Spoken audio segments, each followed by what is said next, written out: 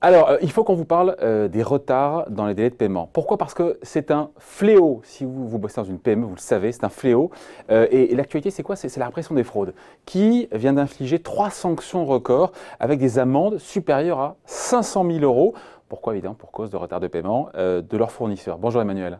Bonjour David. Emmanuel Ducrot, journaliste à l'opinion. Pratique illégale, pratique abusive. Et il y a eu cette fameuse loi Sapin 2, on s'en souvient. C'était en 2016, qui était censé augmenter le plafond des amendes, encore une fois, qui étaient infligées, en passant de, je ne sais plus, de 350 000. On peut aller jusqu'à 2 millions d'euros. Ça commence à devenir vraiment dissuasif d'oublier de payer ses factures à ses fournisseurs. Voilà. Et donc, cette pénalité maximum n'a pas été atteinte là, mais quand même, au-delà de ça, on va revenir, on va donner les noms, il n'y a aucun problème. C'est justement l'intérêt de la nouvelle loi, c'est qu'on est supposé connaître les noms des mauvais payeurs. Maintenant. Voilà, mais juste d'abord dire que, encore une fois, c'est un sujet qui est hyper important. Tant de PME sont dans la mouise, sont en difficulté. Parce qu'il y a des mauvais payeurs. Les PME, les TPE sont à 2 tiers payés en retard. 2 tiers de leurs factures leur sont payés en retard. Alors, ce sont les cibles les plus victimes de ces retards de paiement parce qu'elles n'ont pas forcément les services juridiques et puis le staff pour aller chercher les factures. Et donc, les grands groupes, le plus souvent, ce sont eux, négligent un petit peu d'envoyer les chèques en fin de mois. À 30 jours, à 45 jours, à 60 jours, dit la loi au maximum de mémoire. C'est ça, c'est 2 mois. Et elles se retrouvent avec des dépassements qui vont jusqu'à 13 jours en moyenne. Alors, ça leur pose des gros problèmes. En plus des 45 ou 60 jours. Voilà. Alors, ça veut dire qu'elles ont des problèmes de trésorerie. Vous savez, la gestion d'une PME, souvent, ça se fait à un cheveu. Ça veut dire qu'en permanence, il y a 19 milliards de dollars de factures qui sont dans la nature pour les PME. Qui on est en euros. En euros, on est en euros, oui. On est en dollars. Ça faisait plus. Non, c'est pareil. Voilà, 19 milliards d'euros qui ne sont pas en train de faire tourner la machine des PME et qui sont dans les trésoreries des grands groupes. Un quart des faillites de TPE et de PME en France chaque année sont dues à ça, à des trous de trésorerie dus à des mauvais payeurs. Et donc, on a Bercy, on a la répression des fraudes, qui fait chaque année, encore une fois, qui passe en revue un petit peu, qui reçoit des plaintes, j'imagine, et qui, cette année, nous dit, voilà, il y a 3 gros, il y en a plein, il y en a plus que 3, mais il y a 3 gros mauvais payeurs en France qui sont pris des amendes jusqu'à quasiment 670 000 €. C'est vraiment beaucoup. Ça fait beaucoup plus que des pénalités de retard. Calcia, c'est une société qui fait du ciment. Vous savez que le secteur du bâtiment est particulièrement touché par ces retards de paiement. Donc les ciments Calcia vont devenir un peu l'emblème des filiale, encore une fois, d'un géant allemand du ciment, encore une fois. Oui, on ne parle pas d'entreprises qui ont du mal à finir leur fin de mois. On parle le plus souvent d'entreprises qui sont des grosses machines administratives où les choses traînent et prennent du retard. Et c'est le plus souvent pour ça, plus que par mauvaise volonté de payer, que les factures traînent.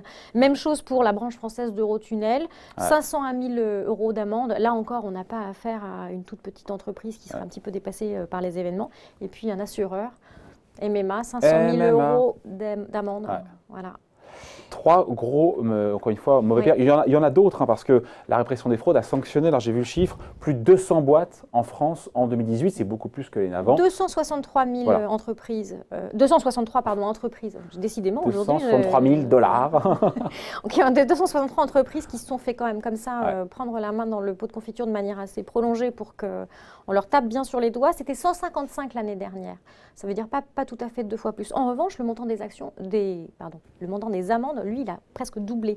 17,2 millions d'euros d'amendes cette année, c'était 8,6 millions l'année dernière. Avec derrière cette technique du name and shame, on se dit quoi? On se dit que ça marche parce que derrière, oui, la mauvaise publicité qu'on peut faire à une marque parce qu'on va dire, voilà, les ciments, Calcia… dont vous n'aviez pas forcément entendu jusqu'à maintenant parler, David, puisque vous peut-être pas du ciment tous les jours chez vous avec Calcia, mais… À part le couple, éventuellement, qu'il faut… Ça, c'est votre… mais c'est un autre sujet. C'est un autre sujet. Non, mais sérieusement… Pas de retard de paiement dans ce domaine-là, David. Non, pas du tout. Et en liquide. Non, mais par contre, juste l'idée, c'est de se dire que c'est un phénomène qui est problématique, qui met en difficulté beaucoup de PME. Et derrière, est-ce qu'on… avec à coup d'amende, à coup de name and shame, est-ce qu'on réussit à résorber ça, à normaliser ce problème-là? Alors ça va, c'est trop tôt? C'est le temps qui va le dire. Ça fait juste 2 ans qu'on a un petit peu resserré les, voilà, augmenté les amendes, mis sur la place publique les noms des mauvais payeurs. Vous savez, ça c'est quand même une tendance de fond dans les nouvelles politiques de l'État. Quand on parle des nouvelles relations commerciales entre la grande distribution et ses fournisseurs, il est aussi question de faire du name and shame sur les mauvaises pratiques. C'est quand même un peu comme ça, mettre sur la place publique à l'heure des réseaux sociaux le nom de ceux qui se comportent mal. On va voir si ça fonctionne dans l'esprit français. On n'était pas forcément habitué à ça. On a toujours un peu des questions avec les histoires de délation. On va voir si ça fonctionne économiquement. Il faudrait voir les chiffres des moyennes et délais de paiement. Est-ce que derrière, on est passé de 14 jours?